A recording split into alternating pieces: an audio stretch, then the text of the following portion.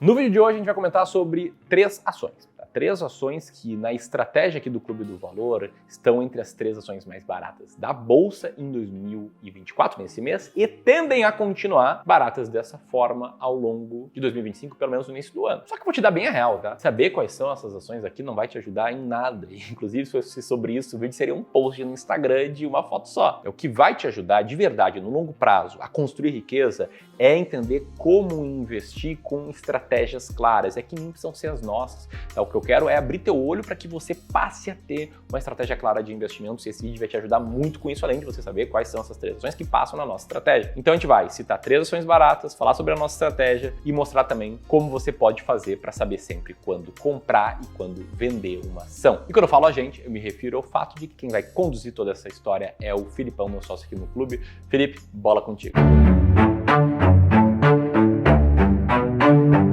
Boa, e antes da gente entrar direto para a primeira ação, eu preciso te lembrar que melhor ação é um termo relativo. Diferentes pessoas definem as melhores ações baseadas em diferentes critérios. Então aqui eu vou colocar tudo dentro de um contexto de uma das nossas estratégias que a gente utiliza para investir praticamente 3 bilhões de reais aqui no Clube do Valor. Tudo conhecido como as ações mais baratas da Bolsa. Dito isso, bora para a ação número 1, que é a Petrobras, de código PETR4. Essa aqui, nos resultados mais recentes ali da companhia, ela reportou um lucro líquido 22% maior em comparação com o período anterior e alcançou a marca ali dos 32 bi de reais. Boa parte desse lucro foi puxado pela maior receita que a empresa teve. Foram 6% a mais, com um faturamento de quase 130 bi. Apesar disso, o EBITDA ficou 3% mais baixo. Ou seja, a geração de caixa da companhia foi afetada mesmo ela tendo vendido um pouco mais. E isso aconteceu por 4 motivos principais. O petróleo Brent caiu consideravelmente nos últimos 3 meses. Os derivados do petróleo tiveram uma redução na margem, só que o aumento do dólar acabou compensando um pouco mais os ativos negociados pela Petrobras, que são negociados em dólar. Além disso, a Petrobras produziu mais petróleo e aumentou suas vendas. Em linhas gerais, uma coisa acabou compensando a outra e o resultado foi mais positivo que negativo. Outro destaque importante para o último resultado é que a Petrobras está no menor nível de dívida desde 2008, com uma queda de 2% nesse trimestre. Ah, Felipe, mas por que ela é uma das melhores ações para 2025? Bom, a primeira coisa a avaliar é a gente perceber que não é de hoje que ela está barata. Já há alguns anos, o EV/EBITDA da empresa fica bem abaixo da média, como a gente consegue ver nessa imagem. Inclusive, o lucro líquido dela segue crescendo no ritmo de 15% ao ano nos últimos 5 anos. Tanto é que nos últimos 5 anos foram 292% de alta. E o ponto é que toda vez que a gente fala sobre Petrobras aqui, existem controvérsias entre vocês que nos assistem. Tem gente que pensa tipo, Elson, não invisto na Petrobras, tô fora. Aí quem manda é a política, e política no Brasil é uma desgraça. Enquanto tem gente na outra ponta. Petro 4 é sucesso garantido a longo prazo. E a gente vê um pouco de emoções envolvidas. Tem gente que ama, tem gente que odeia. Só que eu preciso te dizer que quando a gente se baseia em uma estratégia, em um método como o das ações mais baratas da Bolsa, não existe nenhuma influência do Felipe ou do Ramiro que gostam dessa empresa e decidiram colocar ela aqui. Ou muito menos do cenário político atual que a gente está enxergando para colocar essa empresa na carteira. Na verdade, a Petrobras está barata por causa de critérios claros. E é por isso que boa parte dos nossos investidores acabam colocando dinheiro nela. Agora, no momento que ela não passar mais nos critérios de uma ação barata, ela simplesmente vai ser vendida sem apego nenhum. E aí, beleza, vamos